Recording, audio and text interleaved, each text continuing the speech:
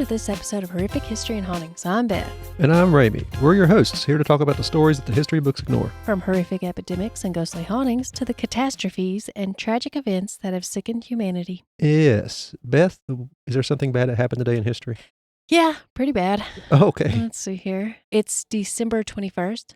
On December 21st, 1988, Pan Am Flight 103 was flying from London to New York when it exploded over Lockerbie, Scotland. Any idea what caused it? Yeah, hold on. 16 crew members died, as well as 243 passengers that were on board. But that also wasn't all of the deaths from this accident, because 11 people were unlucky on the ground and was killed as well. Really? Yeah. You don't hear about that part happening often. No. It was later found that a bomb had been hidden in a cassette player in the cargo area of the plane.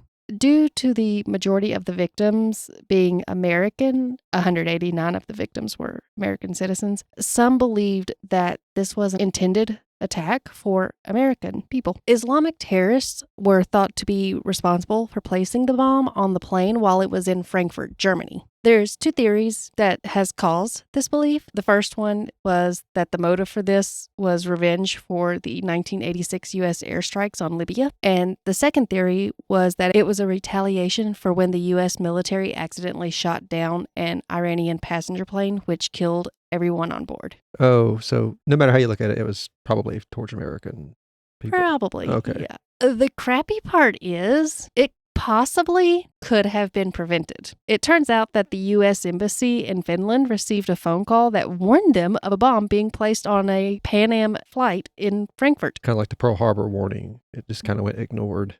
Yeah. So people began accusing the U.S. government of not taking the warning seriously, which seemed to be the case. Yeah.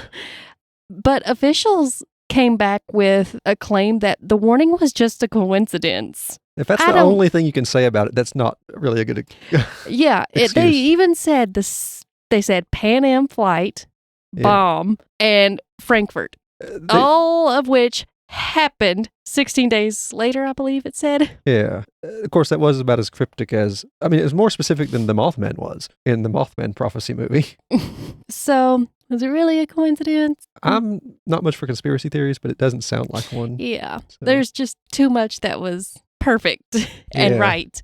2 Libyan intelligence agents were accused of the murder of everyone who died during the attack. The names I'm not going to annoy people by trying to even bother pronouncing. However, there was a problem. Their home country of Libya refused to allow the U.S. to arrest the accused. Eventually, years later, Libya's leader agreed to give the 2 men over to Scotland for trial because they wanted, I guess, to use Scotland laws and it happened lawyers. over there. It did happen over their property. It's thought that this was to try to get on the good side of the, I want to say, United Nations. But I don't know. One was found guilty in 2001, and he was sentenced to life in prison, but the other was found not guilty. Because doctors believed that the one who had been sentenced to life was extremely ill and wouldn't have long to live, it was decided to release him and allow him to return to Libya in 2009, which obviously the U.S. government didn't approve of this decision. More was actually learned years later involving this tragedy. The case apparently was not over. In the U.S., it was announced that another man from Libya was planned to be charged for his reported role in the attack. I think it was in 2020, so it was not that long ago. Yeah, a lot was going on in 2020. Yeah, but I don't know if anything ever came from it or not. If they don't like to extradite their people, probably not if he's still in his home country. We're on the 4th and last part of the Sisters in Black. Those wonderful sisters. Wonderful, wonderful ladies. Not really. This one's probably going to get on your nerve. You might find this funny, actually. Okay. But we'll see. Yeah. So, in part 3, we talked about how the police upped their efforts while searching for the third sister, O.C.'s mother, Caroline Martin. It was made obvious by witnesses that Caroline had some kind of hold over her relatives and that some claimed she could hypnotize them or even put some kind of spell on them. She had a knack for ruining schools. Yes, and people's finances. She even went as far as to direct the creditors that were after her to one of her former co-workers' homes when the co-worker refused to loan her money. It's going to be a problem one way or the other. Yeah.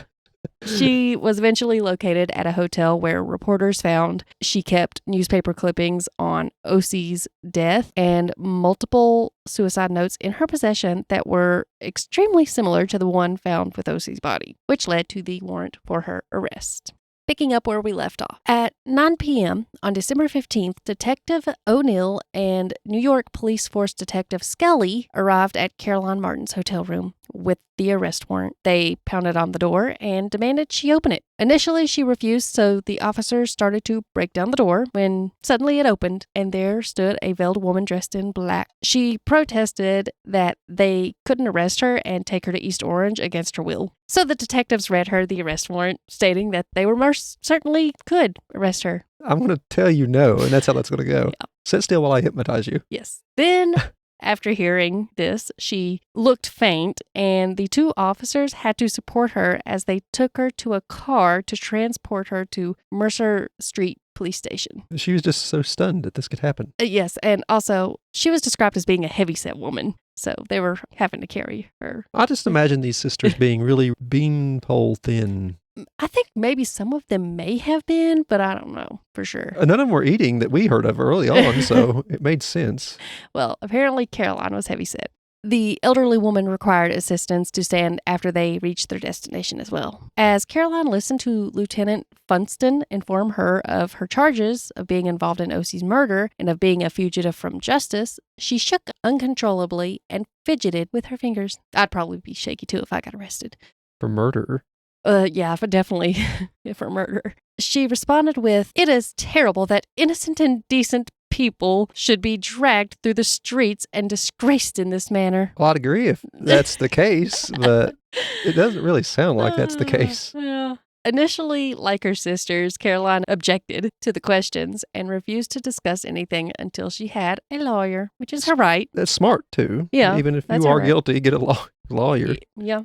Innocent or guilty. Get a lawyer. Get a lawyer. You're right. They can give you one if you don't have the money. Mm-hmm. When she was informed that Franklin Fort would send an attorney to represent her the following morning, she finally answered only the basic questions, such as her age, which was 64, and where she lived, which she claimed that she had no home. When the police searched the second hotel room that Caroline had occupied, they found another makeshift suitcase filled with documents and newspaper clippings, because she loved her newspaper clippings. Mm-hmm. And pointless document. One of the clippings was from a Cleveland paper titled "The Curious Things They Are Doing with Hypnotism." So she was hypnotizing folk. Maybe, maybe not. I don't know. I just thought that was interesting. Yeah. They also discovered a packet of letters suggesting that O.C.'s husband, Fletcher Sneed, might still be alive and living in Canada. He just had to get away. Several letters addressed to Mary Sneed were also discovered, along with a document stating, quote, "I authorized Miss Robert Martin to make any contracts binding me in any manner she may see fit, and to sign my name to any and all said contracts. Miss Martin being my attorney, in fact, to transact business for me, or to sign my name with the same binding force that I could sign said contract myself." So I'm a slave to her legal whims is pretty much what this is saying. Pretty much. I give her written permission to put me in debt. Prosecutor Mott became convinced that Caroline was the mastermind behind the family's unusual actions, and I 100% agree. Does seem to be the case. Yes. He also saw more and more evidence of Mary Sneed's involvement in the case. This is because she had constant communication with Caroline when she said she didn't, and so obviously she appeared to the prosecutor as being an accomplice. Reasonable. Yeah. On December 16th at 1:30 p.m., Sergeant O'Neill from East Orange and Detective Skelly from New York showed up at 466 West 22nd Street to serve Mary Sneed with an arrest warrant. The warrant accused her of being a fugitive from justice in New Jersey, where she was wanted on charges of complicity in murder. The 61-year-old woman did not resist the arrest. While Skelly escorted Mary to police headquarters, O'Neill stayed behind to search the home, where he found 2 leather handbags filled with more newspaper clippings about O.C.'s case and strange probated wills. The most interesting thing he discovered, though, was another set of suicide notes. How many copies did they need? Why did they keep them? Why? Well, they all seem to have the same handwriting as the one found at the East Orange crime scene, but this time they had uncovered so many suicide notes that each one seemed to be designed for different family members various scenarios, as well as different times of the year. They just had them pre-made for any given case. Can you imagine just sitting around all night doing this? Yeah. No, I got better things to do with my time besides murdering my relatives for insurance and money. Writing fake suicide notes for them throughout the year. They had a taste for the dramatic. This is horrible. We're laughing about this. It's kind of hard not to. It's so out there. Yeah. As Mary Sneed and Caroline entered the courtroom for their hearing, Mary appeared shy and quiet. Caroline, on the other hand, behaved dramatically. She repeatedly called the police barbaric and demanded that the black box be returned to her. And she also kept accusing them of tampering with the box, which they did, but just to look they at could. It, just for a peek. Caroline remained disruptive the whole time. She constantly interrupted the judge and insisted that she and Mary had no involvement with each other, despite the evidence of their communication through letters. She also demanded separate cases and kept bombarding the judge with complaints and questions, to the point he finally had enough of her nonsense and instructed her to step down. As bailiffs came up to escort her away, she shouted for them to wait until the judge had to scold her again. She briefly complied this time, but she soon resumed her outbursts and kept shouting at the magistrate. Her continued disruptive behavior just went on, so the judge gave her the court order and text of code, and then he ordered her to be removed from the courtroom. She resisted the attempt of the attendants removing her while crying repeatedly, "Let me go," and shouting at the judge that she demanded fair treatment. She just don't know where things went wrong is what's happened. She's stunned that things have went wrong. Eventually, the hefty older woman put up such a fuss, and she started using her feet to not really block. She put her feet against the pews, I guess you would say. The benches. Yeah, the benches, to try to stop them from carrying her out. And she put up such a fuss that they simply let her go and let her fall to the floor. Oh, no. They eventually did have to resort to picking her up again and carrying her out. And her poor sister, Mary, who was probably humiliated by her older sister's behavior in a courtroom, was just silently following behind. My thought was, after hearing or reading about Caroline's behavior in a courtroom, or in general, was that the reason the sisters was refusing to say where she was or that they had had contact with her is because they knew how that would go. Yeah. Yeah. And it would be humiliating and may make it worse on them. Sounds like they just try to avoid her at any given chance. Yeah. Reporters eventually found O.C.'s husband Fletcher living in Canada under the name John Lucas, which I believe was his great-grandfather's name. He worked as a cook at the New Murray Hotel where he had arrived in April. Co-workers said he told them that his wife and baby had died. They also mentioned that he had a visitor that June, and she was described as dressed entirely in black, and she asked for the name John Lucas before checking in as Mrs. Ball Cleveland. Okay. Yeah. I like the name. Yeah. He seemed upset, according to the coworkers, that this woman was there, and though it was against the rules, she insisted that he come up to her room. Fletcher refused to make a statement to reporters about this, but he just simply said he had left his past behind and would not be going back. Can you blame him one bit? No, not one bit. He declared that he was no longer Fletcher Sneed as well. I guess you could have took your wife, though, and your child. Well, I guess at the time you didn't know there was a child. I wonder if they even wanted to get married is the thing. I think it was the last part or the part before that. One of those parts. It did mention that some people said they did not want to get married and that the sisters forced them. Okay, that makes more sense. But I don't know. Just because they kind of seemed fine at some points, or so some said. He eventually did reveal that he had left his wife in March of that year, not to abandon them, but to avoid having to testify in a federal case against William Earthman, someone who was what he claimed to be his best friend and a businessman who had taught him about business. Apparently, William violated U.S. banking laws. Oh, no. And he claimed this is why he ran away to Canada so he wouldn't have to testify against him. But that's a long way to go for your friend. Yeah. Especially back then. And abandon your wife. To these girls, these women. That's pretty shitty. And like I said, you could have took your wife. If it was arranged, and he probably didn't even care.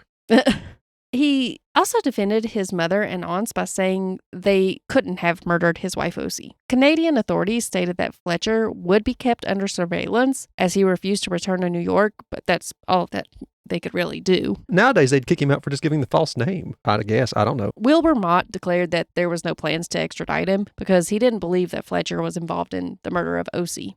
He just got lucky enough to be able to get out. That's what happened. On December 18th, the two sisters were brought back into court accompanied by Franklin Fort. New Jersey authorities presented new witnesses who testified that Mary Sneed and Caroline Martin were in East Orange around the time O.C. Sneed died. Caroline became enraged when the sisters were told to line up with other female prisoners as the witnesses entered the courtroom. As a matron forcibly lifted their veils, Caroline shouted, "They will not see my face." She then proceeded to yell at everyone, calling them trespassers and demanding they leave. Real estate agent A.H.B. Harper testified that Mary Sneed had been the one who attempted to rent his house in Arlington, New Jersey, and that she made a comment on the size of the bathtub. Caroline responded to this by stating, "Of course they would recognize her because she is dressed in black." She then complained more when two more witnesses arrived to inspect her and requested to change clothes and insisted that this was unfair. That's true, I'm guessing. If they had them all in black, would they have been able to recognize any of them, is what I'm saying. Well, they always had their faces covered, so I don't know. That's fair. I'm not sure where I stand on that. I think they should have been allowed to change clothes. Or let them open their mouth to speak. Yeah, that makes sense. A boy named Edward Henry identified Caroline as a woman he had seen near North 14th Street around 4 p.m. on November 29th. That was in East Orange. He testified that as she was walking away from him, a piece of her black veil had fluttered to the ground. He picked it up and later turned it over to the police. Caroline, being Caroline and never wanting to miss a chance to argue, replied with, "I don't see how the wind could have blown it off. It wasn't even windy that day." The prosecutor must have been jumping with joy on the inside after she made that comment, because he asked her how she could recall the weather on that specific day when she had previously claimed she wasn't even in East Orange at the time. She slipped up. Yeah. She for once became silent. Don't worry, it doesn't last for long. I feel bad for the other sisters. I do believe they were just drug into this. Yeah, I agree. Because everything seemed fine when it came to the schools until Caroline showed up. Yeah. Fort attempted to instruct Caroline to avoid speaking with the press, and she just wasn't happy with Fort because he wasn't going to fight the extradition. She wanted to fight it to stay in New York because she didn't want to take the chance with the New Jersey legal system. So she fired Fort and hired Robert Hare as her new lawyer. On December 20th, Franklin Fort responded to his dismissal by Caroline with a statement declaring her insane. Great representation. He probably wasn't wrong. He had to deal with her in a personal way for a while there. She did seem irritating. I feel bad for anybody that had to put up with her. Yeah. He mentioned how he had spoke to Virginia earlier and was told by her that for 25 years, Mrs. Martin had been mentally irresponsible and that the family had wished to have her committed to an asylum. They could have saved themselves some trouble. Did you read any novels? She actually wrote a lot and was educated and a teacher, so I'm sure she read. So she would have had a fair case to be sent in there back in the day. Unfortunately, that's how women were treated. Yeah. So her own sister said that. Fort stated that if the grand jury indicted all three sisters, he would request separate trials for them, and said that Caroline needed to be tried independently, and I agree because she's just going to get everybody in trouble with her loud mouth. Robert Hare intended to use the claim that Caroline stated to him during a conference that her daughter O.C. had an addiction to morphine. He then stated that Caroline was sane and that Fort's allegations were merely an attempt to shift blame onto her and to take the attention off his own clients, Virginia and Mary. Oh, well, they kept theirs then. They kept him. Yes, they kept Fort. Okay. Smart women. Yeah. On December 20th and 21st, prosecutor Wilbur Mott presented his case to the Essex County Grand Jury. He focused mainly on the suicide notes and O.C.'s unsent letters to her husband Fletcher, along with many witnesses who were there to testify. The grand jury reached a decision before the prosecutor could call all of the witnesses. How did that even legal? I think you should have to hear everything before you're allowed to make a decision. Is that what you're telling me they did? They had some witnesses, but they didn't call them all up. Oh, okay. So they didn't need to call them all up. Yeah. I thought you meant the jury just stood up and like, nope, guilty. Oh, no. On December 22nd, the grand jury indicted all 3 sisters on 3 counts each. The first count was charged them with murder, while the second accused them of assisting O.C. Sneed in her suicide. They were structured to allow flexibility in the prosecution. So either they could be charged with a murder, I believe, or if that somehow fell through the cracks or whatever, they could charge them with assisting her with committing suicide. The state could try any or all of the sisters as the main proprietor with the others as accomplices or vice versa. Well, I know who I'd point out. And if the state accepted that O.C. committed suicide, it could prosecute any or all of the sisters in the aid of her self-destruction. Prosecutor Mott expressed that he was leaning towards trying all 3 sisters together, which obviously is not what Fort wanted for Virginia and Mary because their sister Caroline was a loon in the courtroom. Although Attorney Hare followed Caroline's instructions and tried his best to prevent her extradition to New Jersey, his efforts were unsuccessful and Caroline and Mary both were transferred from New York State's jurisdiction to the authorities in New Jersey. Upon arrival at the Essex County Jail, the 2 sisters were placed in adjoining cells with their sister Virginia. On January 29, 1910, the sisters appeared together in court for the first time. Their legal team had grown thanks to financial help from friends and family in the South. Franklin Fort remained the lead attorney for Virginia. Samuel and Abner Kalish were hired to represent Mary Sneed, and Chandler W. Riker was brought on to represent Carolyn Martin. I believe Carolyn also had a whole team just for herself. They still had friends' places, so nobody seemed to want to live with them. Well, do you blame them? Riker began to challenge the part of the accusations that said the sisters were helpers in the suicide of Snowy. O.C. Snowy. It's snowy outside. Yeah. Maybe that's why I said that. He argued that in New Jersey, helping someone commit suicide was not a crime. It's the kind of law that isn't made until there's a case like, oh, this needs to be a law. Yeah. Yeah. The prosecutor, Mott, decided to drop the charge and instead focus on the charge of murder. All 3 sisters entered the plea not guilty, and the trial date was scheduled for April 11th. On February 6th, the sisters' aunt, Miss O.C. Pollock, passed away in Christiansburg, Virginia. From jail, Caroline sent out an obituary for her aunt, the same woman who had entrusted Montgomery College to the sisters, and they had driven it into financial ruins. One of them had. Well, yeah, it was doing fine when the first 2 were there, but then the third, Miss Caroline, showed up.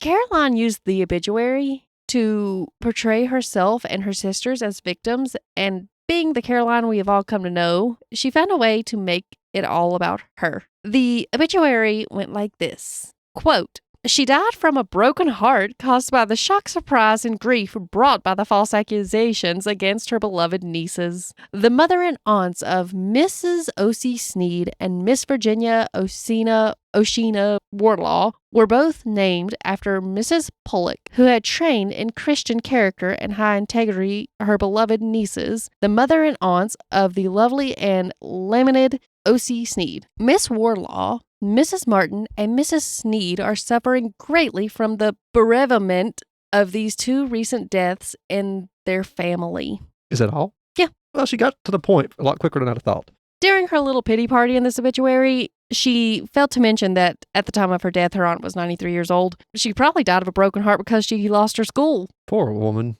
The trial, which was originally set for April 11th, was delayed because Virginia became sick with intestinal problems. Probably nerves or an ulcer. In mid-May, it was discovered that the 3 sisters had made a suicide pact. Caroline was believed to be the leader who came up with this plan and was moved to a different part of the jail. Of course, she protested to this, but it didn't do her any good. Virginia and Mary remained together in their adjoining cells. The trial was delayed once more when Detective William O'Neill, who was a key witness, became ill with scarlet fever. Oh, the early 1900s. Then in June, it was delayed again because the sister's mother, Martha Eliza Wardlaw, passed away in a Manhattan hospital. And then in late July, O.C. Sneed's infant son, David Pollock Sneed, also died at the St. Christopher's Hospital they had left him in. It's beginning to look like these old women are the only thing keeping the family alive. And then the trial faced yet another setback when Prosecutor Mott suffered a sunstroke at the beginning of August. Oh, no. Further delays arose as Virginia's health began to decline even more. Her condition became so concerning that prison officials had guards watch her closely, and they observed her giving away and tossing out her food. So she was, it seems, deliberately starving herself. If she had tummy problems, she might not want to eat. Maybe. I know how that is. No, I don't want to eat if my stomach's messed up. Maybe.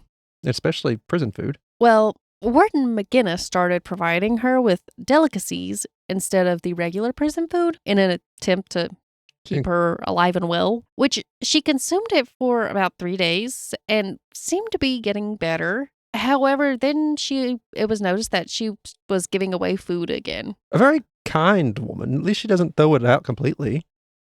You wouldn't assume these terrible women would share with their fellow inmates or anything. Yeah, thinking they're uneducated and poor folk. Yeah. We can't feed. Let them eat prison cake. Oh, the women. She soon after lay weak in her cot constantly, and eventually she asked for a lawyer, claiming she was dying, and she wanted to have assistance with her will. Well, she should be an expert.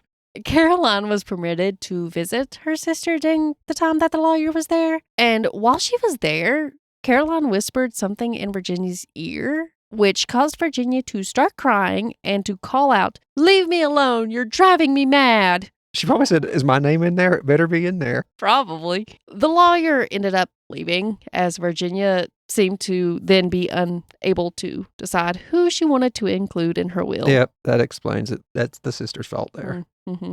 Her health continued to decline, so doctors were called in for an examination. They diagnosed her with severe intestinal issues caused by the slow prison lifestyle and malnutrition. It sounds familiar, except for the prison part. Yeah. Poor O.C. had similar problems for a while. In a way, she seemed to be a prisoner in that house. She was pretty much in prison too. By August 8th, the Chief Justice ordered Virginia to be transferred from her jail cell to the more comfortable house of detention. What a lovely name. Yeah. This is where 2 trained nurses constantly attended to her in a spacious, airy room with 6 windows. It's not like she's going to jump out one of them. No. She sounds pretty weak at the moment. She initially refused food, so they resorted to force feeding her. Physicians also administered heart stimulants and oxygen. Shortly after, Virginia's relatives were summoned to the new quarters she had been placed in because she had been in a coma for 36 hours by the time that they even arrived. At 2:30 p.m., the doctor delivered the news that Virginia had only a little over an hour to live, and she died not long after, and her sisters Caroline and Mary were not permitted to see her beforehand. It's kind of sad. It sounds like one of them was a blessing, though, that she got to avoid that.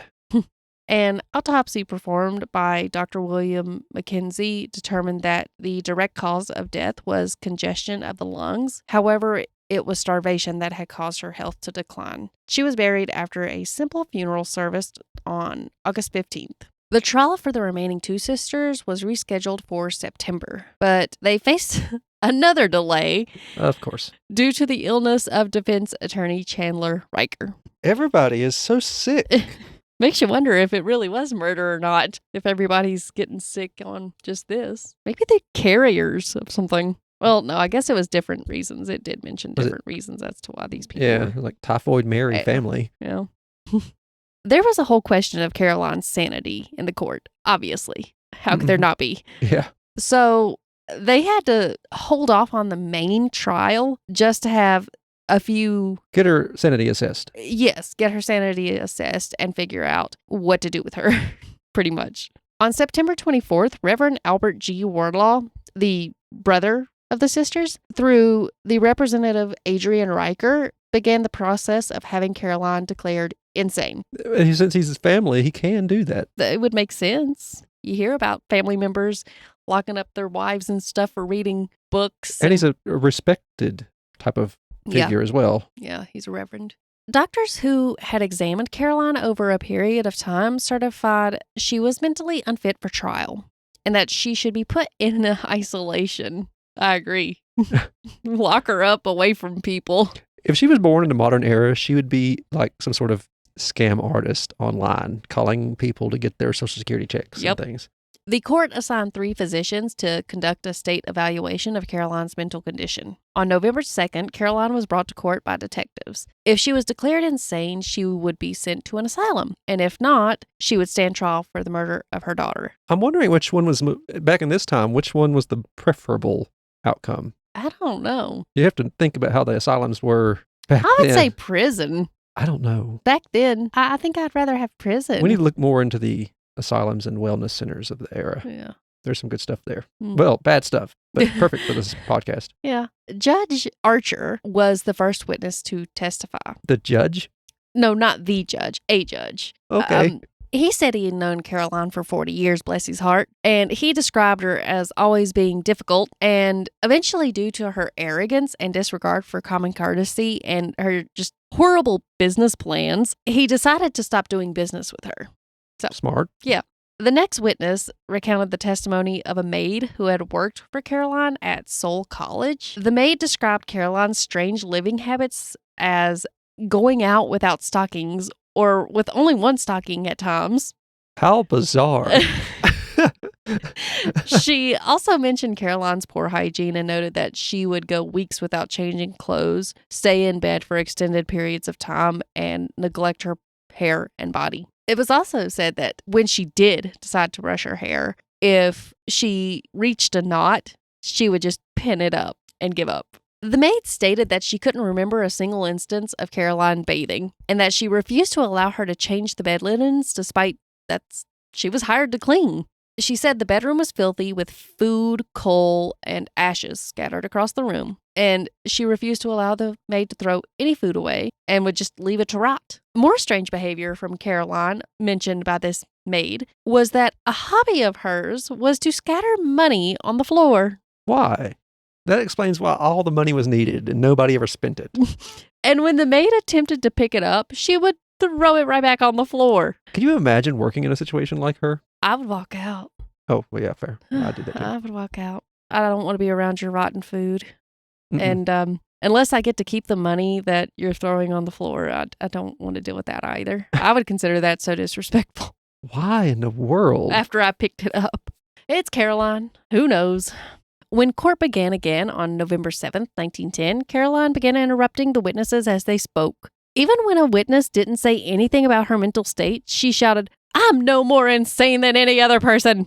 Clearly, she didn't want to get sent to the insane asylum. Yeah, I guess. She didn't want to be there, period, but who does? But the witness at the time didn't even say anything about her mental state. Yeah. So you kind of make yourself look insane. She just kept disrupting the court. So the judge tried to restore order, but she just wouldn't shut up. I'm sure the judge was frustrated by that time, so he decided to end court for the day because nobody was able to say anything with her. He's going to end up having a stroke before it's over with. The next Tuesday, when court was back in session, Caroline's brother Albert was the next witness. He explained that there was a history of mental illness in the family and that Caroline's mental status had gotten worse over time. He gave an example from 1891 when Caroline suggested a family reunion where she acted superior, called herself Salvatore, what? and claimed to be equal to her creator. Let's do that. Let's get what we have left of our relatives. Let's get them together, and I'll just walk up all high and mighty like I'm all that in a bag of chips and say, "I'm a god." Yes, I guess it would. I'm a goddess. Look at me. Oh my goodness. You will bow down. Who would say things like that? What is... Oh, it gets so much better. I'm protected by divine right. The next important witness in the court that Wednesday was the fourth sister we have only talked about once when explaining the family history in the first part. Yeah. Mrs. Bessie Spindle. What a great name. Yeah. In 1885, Bessie Wardlaw married Richard Spindle. Even though their brother Albert had kept Bessie's education money away from Caroline somehow. Smart. Yeah. Bessie had secretly loaned her some Oh, of no. Bessie. Yes. On Bessie's wedding day, Caroline demanded that Bessie sign a document forgiving the loan. When Bessie refused, Caroline went into a fit of rage. She claimed that the money and everything else in the family was rightfully hers. I'm just going to take all your shelves of books and I'm going to take all your electronics and I'm going to take everything in your possession because it's rightfully mine. Because I'm the relative and I'm like the sister. A hoarder. I wonder if she lost something or if she was originally supposed to be the person who inherited everything from their family or something. And then that got changed and then she just clung to that and it became her whole personality. I don't know. She ruined She said it was because of her divine right. And this is a woman's wedding. Yes. There's just some things you don't bring up certain places. Yeah. Okay? There's some people you don't invite. Can you imagine if they didn't invite her, what would happen? There are reasons as to why I want me and Joey to have a nice, peaceful, eloping courthouse wedding. I guess it would even be just courthouse. Just go to the courthouse, use the money that we can save for a nice vacation with only me and him far away from other people. You can't even call it a wedding. It's just a courthouse document signing.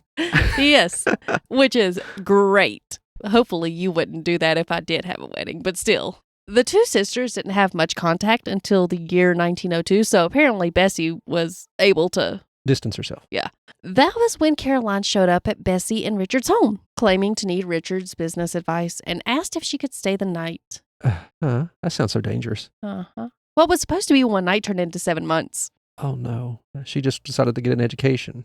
During that time, Caroline controlled the household and refused to let anyone clean her filthy room. So Bessie asked her to leave, and she refused. She insisted that everything the Spindles owned belonged to her and claimed that they wouldn't even have friends to give them gifts if it wasn't for her. Bessie said in court that when Caroline arrived at her home, she didn't bring any clothes with her at all. And Bessie had to give her some of her clothes to wear. Bessie claimed that was when she thought about having Caroline admitted to an asylum. I would have done it just to get her out of my house. I would have. We had a whole episode about women, unfortunately, getting committed to, asylums through silly reasons, and how this one didn't end up there in this time period. Her family must have been saints. Yeah, is all I can figure. And she would have been a valid case to get sent in. Mm-hmm. That's the thing. The ones fell through the cracks that needed it more than the others, for sure. During Bessie's testimony, Caroline caused another disruption, and the court had to be adjourned again. It seems like they're just letting her push around the court. Why don't they just... They are. I don't know why. Why are you all letting her get away with this? Every time she throws a temper tantrum. Her bad temper was on display when Franklin Fort, the lawyer she fired, testified. She interrupted so much that it again caused delays. Fort described his daily prison visits, noting Caroline's refusal to discuss a defense strategy, and instead, she insisted on handling it herself. He described her odd behavior of hoarding useless documents and her believing in weak defense strategies. He also explained that she was very possessive and wouldn't let other people talk to him. She was unwell. Yes. I thought she was just like a mastermind trying to get money, but something's not well. Yes, and he testified that while talking to her, she was still claiming that the family possessions were all hers. I would have asked why she thought that. That's for her doctor to do if she ever gets one. Throughout this time, Caroline continued to interrupt despite the judge's repeated warnings. She argued against almost every statement accusing Fort and others of lying. And even after a break, her outbursts continued this time. Some examples of what happened during Fort's testimony is Caroline shouting, "Lies! May God judge him for the lies he told!" So dramatic. Jumping out of her seat and forcing the judge to command her to sit down again. To this, she responded with, "Oh, the court is bought. The lawyers are bought, and I'll be electrocuted." The judge again scolded her, told her to sit down, but she ignored him and insisted she was not insane. Strange way of proving it. The judge struggled to regain order, so he just gave up and ended court for the day and gave a week's cooling off period. He just can't handle it. He said, I just can't no more. Caroline left the room shouting. Of course. Yeah. And the week's cooling off period didn't change her stubborn, I don't even know if it's stubborn or if she's just a bitch or if she's just nuts. So it did nothing. On November 17th, Caroline entered the courtroom, sat away from her lawyers, and she immediately began giving everyone one of her Caroline special rants. Oh, good. What a delight. Good way to start a Monday. She insisted that she had no lawyer. I guess that's why she decided to sit away from them. And that she had no friends. And that she had no money.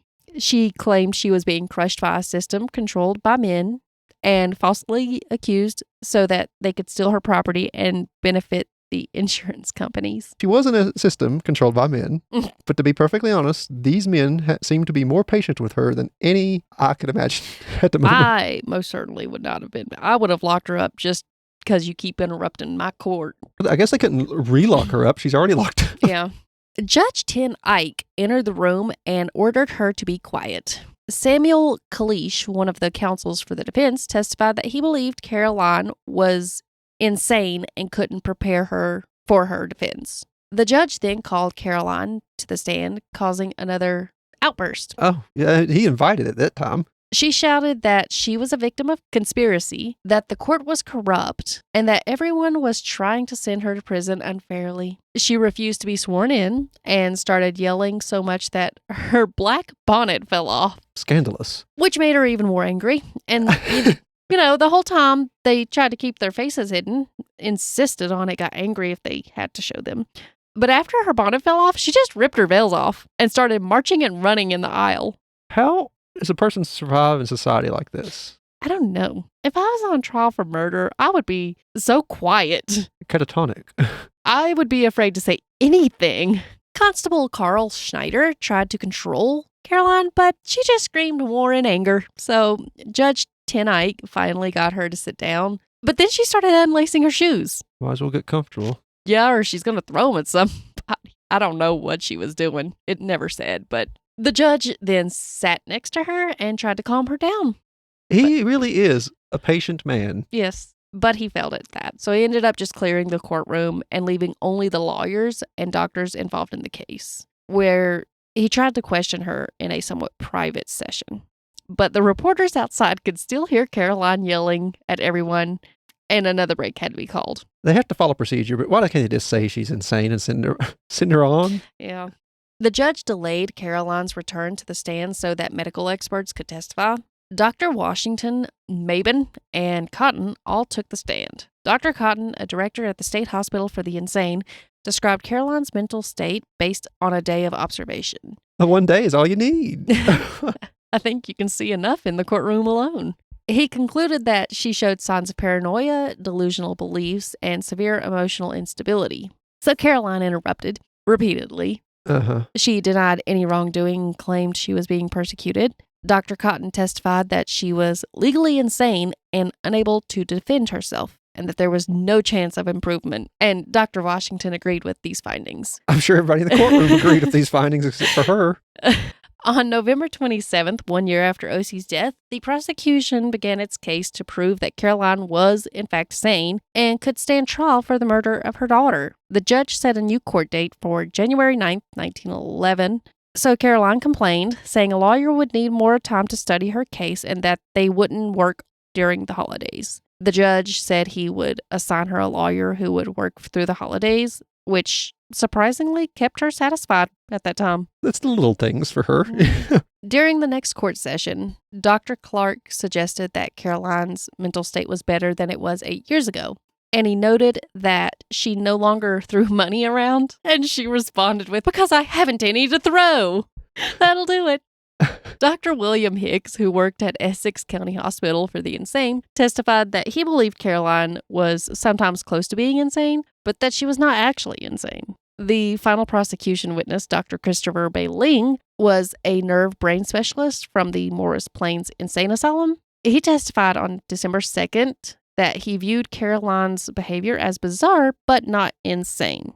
He's the professional, but she could have fooled me. She has fooled me. I will remain fooled. Listen to this. She interrupted Dr. Christopher Bay-Ling to say, "He's a foreigner. He can't judge an American." Oh, no. The judge then asked Caroline if she wanted Dr. Bailing to testify that she was crazy. She said no, that she just wanted him to tell the truth.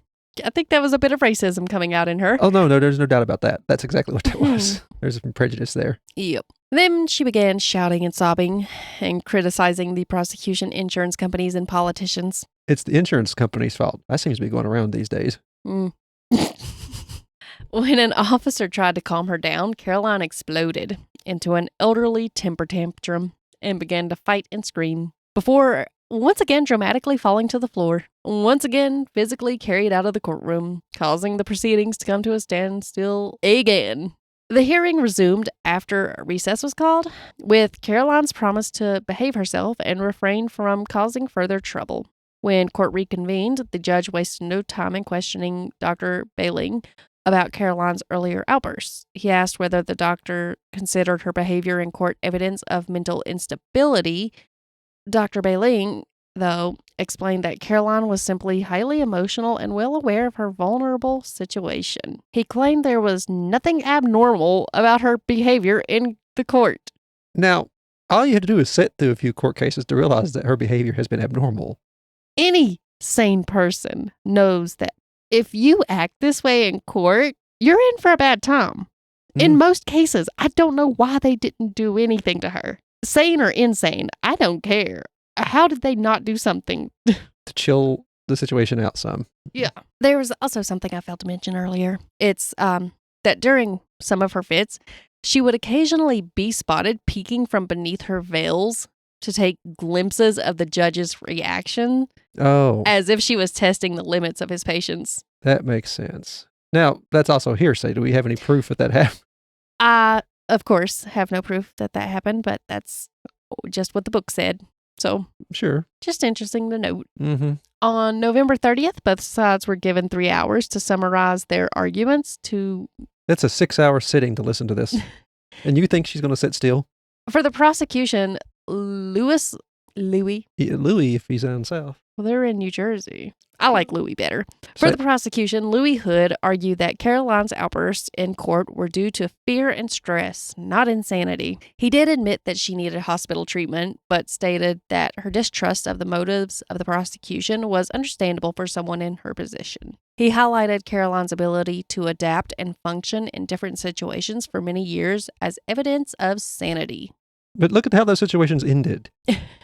He finished by saying if Caroline had pre-senile delusions, she wouldn't have been able to teach for so long, and therefore she must be considered sane. I don't think this woman should have been teaching or around children. No. Or adults or elderly or anyone ever. Chauncey Beasley, on the other side, the defense, argued that Caroline was delusional. He gave examples of Caroline claiming to know people she didn't, thinking that people were profiting from her situation and her general odd behavior. On the last day of trying to figure out if Caroline was sane or not, she continued to interrupt and attack others in court. So the judge was probably fed up with her bullshit by this point. He said he had been too lenient with her and demanded that she stay quiet. Then she began to complain that she was without a lawyer. Again. Yes. And the judge had to remind her that she was not on trial and she needed to shut up and not interrupt. All we're here to do is determine if you're sane or not. Yeah.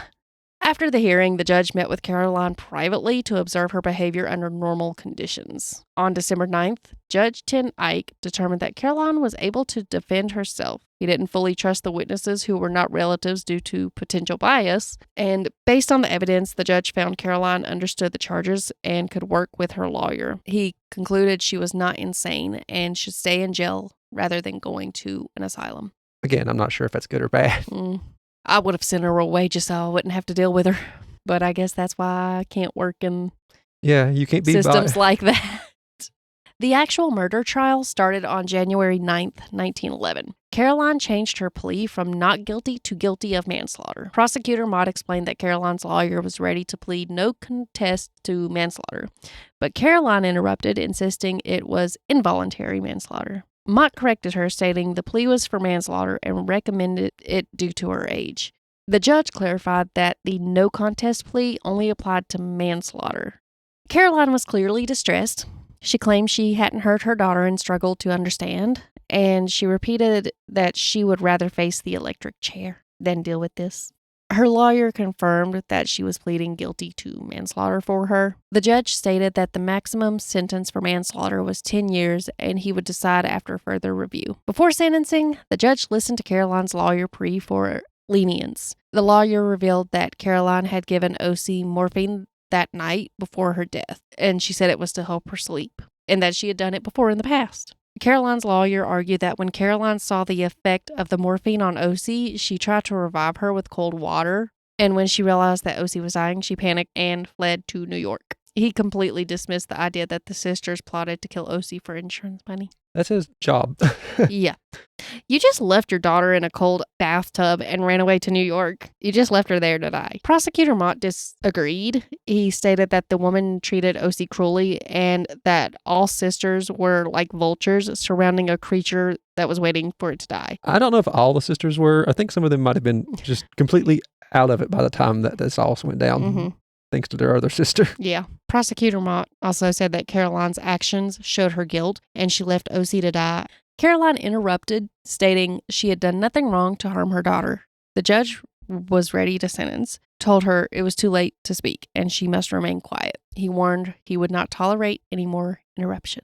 The judge highlighted suspicious facts such as the sisters' strange behavior and writings before OC's death, their focus on OC's illness and life insurance, Caroline's knowledge of a supposed suicide pact between OC and Virginia, and the supposed morphine addiction that OC had, as well as her knowing about Fletcher's disappearance, but not telling. Another thing, I don't know if I mentioned or not, Caroline obviously knew Fletcher was alive, but she made it clear that to her sisters and to OC that he was likely dead, even to Fletcher's own mother. I don't know why she done it, unless it was to get somebody that might inherit things out of the way. The numerous suicide notes found in her possession was also something the judge brought up.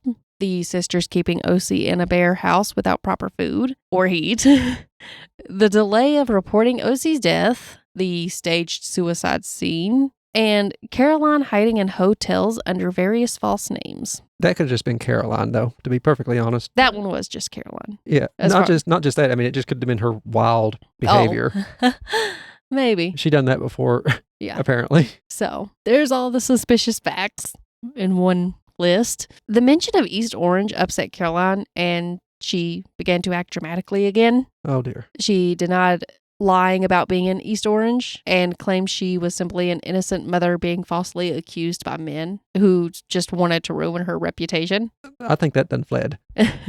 When the judge called for a recess due to her behavior, Caroline collapsed and had to be carried out of the courtroom again. And of course, she went out protesting the entire time, even though she collapsed. During this time of protesting, she claimed she had never given OC morphine, even though she had just admitted to giving her morphine a few times earlier. Yeah. After the recess, the judge sentenced Caroline to 7 years in the New Jersey State Prison, plus added time until court costs were paid. Caroline continued her protests for innocence and the unfairness of the sentence the whole time. She was being taken to the vehicle to be transported to jail. After organizing her affairs, she was informed that she was being moved to Trenton on February 8th. She refused the prison van for transportation, and instead she hired a carriage using her own money, which came from her recently recovered public school pension. You might as well spend it before the debtors get it. This was actually why she didn't have it at first. It was in a lawyer's hands, so he was getting it all until the debt that she owed was paid for. And it turned out that at this particular time, it was paid for, so she got her pension back. On the same day Caroline was taken to prison, Mary appeared in court and she was set free. Really? Yeah. Prosecutor Wilbur Mott explained that because Caroline pleaded guilty to manslaughter, Mary could not be tried as an accessory because there is no accessory to manslaughter. Ha-ha, got you, system. Mary's son, Albert, took her to his ranch in Colorado, where she lived out the rest of her life. Caroline maintained her innocence and believed that Fletcher would rescue her from her prison cell and just whisper away. As time passed and Fletcher did not appear, her hope for being rescued, a jailbreak, for her white knight in shining armor or whatever nephew. I don't know what she expected him to do. So that hope was extinguished. She did have to be placed on a special diet, and her condition quickly deteriorated to Toward the end of the year, she began to experience frequent stupor attacks followed with hysteria. The severity of these attacks led to her transfer to the state hospital for the insane, which is where... We could have just dodged so many of these hurdles and just went straight there. Yes. Better medical care was available there, and y'all could have just declared her insane, and it would have been, probably weeks taken off of that trial. Yep. The papers loved it, though. Yeah. By this time, she became skeletal. Oh. She lost a bunch of weight. On June 20th, 1913, she fell unconscious and passed away the following night. Oh, she didn't even make it out of prison. Nope. Or asylum. Due to her major loss in weight, people speculated she had starved herself to death like her sister Virginia had done. However, an autopsy ended those rumors, and her death was caused by fatty degeneration of the heart. So she had a fat heart. Is that what you're saying? I had to look it up because I didn't know what that was. Big-hearted. No, she was definitely not that. What I found was it is a condition where fat builds up in the heart muscle. It's not a disease itself, but it can be linked to things such as malnutrition. Mm. And it does raise the risk of heart problems, including heart attack and strokes. She gave plenty of people strokes around her, I'm sure. Her husband, apparently. Yeah. Caroline's body was sent south for burial. That was that for a minute. January 28th, 1930, the case came up again because a case of jewelry was found in a Murfreesboro bank safe deposit box. It contained 3 loose diamonds and 2 diamond brooches in a small black bag with the label Miss Virginia Wardlaw. They put it up for claims to see if any family members wanted it, but apparently nobody wanted it or knew about it. Nobody showed up. Fletcher Sneed was apparently in a remote area in Canada living, and the last remnants of the 3 sisters was believed to have been burned because nobody showed up for it. They burnt jewelry. That does seem a bit ridiculous. I say somebody took that home. Yeah. I would have took that home. I ain't burning it. Unless it was just fake jewelry, who knows? But why would it be in a bank box? I don't know. She probably had to put it there to hide it from her sister. Probably. So she died of jewels in the bank, and probably with a little smile knowing her sister never got it, and probably never would. That's finally the end of the 3 sisters in black in the case of O.C. Sneed. Poor O.C. got overshadowed by all of these women. Uh-huh. And all those other people that had their own input. Dealt with this. Yeah. It was a good story. I can't believe I never heard of him. Yeah. It's like the Bell Witch? I never heard of her either. So everybody's like, America's most famous haunting. And I said, what? Who is that? This was fun. I actually like this more than the Bell Witch. I hope you enjoyed it. I certainly did. Don't be a Caroline. We need to change Karen to Caroline. I don't know what we're doing next. And I don't know. Are we taking a day, any time off for the holidays? How are we doing anything? Probably gonna do a Horrors in a Hurry and just have it come out on Wednesday. That way we can take a little bit of a break because this took a while. Yeah. It was a lot.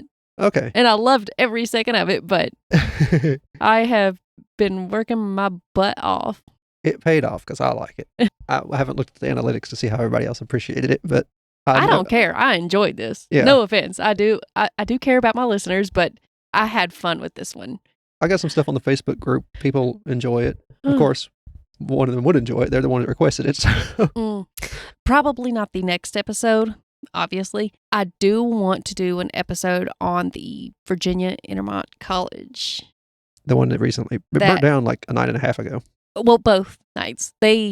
Joey got off work a little after midnight. He was at the house. And then as he was trying to get ready to go to bed, he got the call. And it said pretty much all hands on deck. The steeple from that college looked in my bedroom window from my apartment for a year. Oh. I would look out and see that place covered in snow and everything. It was a beautiful sight from a distance. Yeah.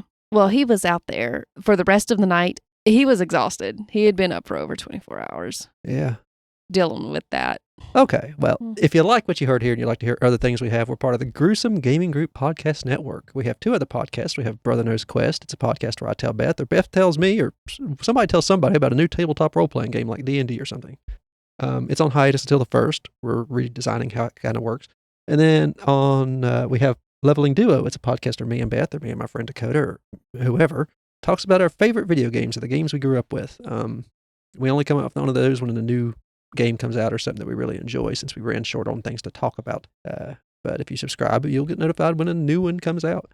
If you want to find those, there'll be a Linktree link in the description. It will take you to all of our socials, and the first link in the link tree goes to our Gruesome Gaming Group website. It will have all the podcasts there. You can subscribe to there or just find them on your podcast app of choice.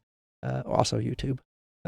If you want to reach out to us, there's a Facebook group. It's linked in the link tree. There's a my social links, Beth's social links. There's an email below the link tree link if you want to send us a direct message. Let us know what you think. Give us ideas of things to cover. Tell us a story if you have a spooky one you want to let people know about. Let us know if we can use your name or not. If not, we'll just kind of reference the first name and not the last. And if you want to help us keep the podcast hosted, there will be a donation link, a tip link down in the description. It is covered by Stripe, so it's secure. We don't know your card number or anything like that. We appreciate that. You can leave a message there, and it will show up on the website. Rate and review us. If you have a podcast app that lets you do that, we appreciate them. We collect them, and eventually we read them out when we get enough to make an episode of. Beth, did you have something else to say? I'm posting clips on Instagram. And oh yeah, she's on Instagram stuff too. I don't understand Threads. I'm posting it on Threads too, but I don't understand it. It's a little bit mix of Twitter and Instagram. Just play around with it. I don't know what you don't understand about it. I don't see the point of it. Oh, well, it's for but people. Then again, I didn't see the point of Twitter either. It's I was more not of a Twitter person. It's more of a mix of a chat and a feed than Facebook is. So you can do a little bit of both on there. So yes, Instagram. I've been posting them on Instagram, Facebook. When will this episode come out, Beth? Wednesday. The 25th. Oh, well, if you listen to this on Christmas, Merry Christmas, Happy Holidays, whatever it is your holiday of choice. We hope it's a good one. Have a nice day. Thank you for listening. I have been Ramey. And I'm Beth. This has been HH&H. Bye-bye.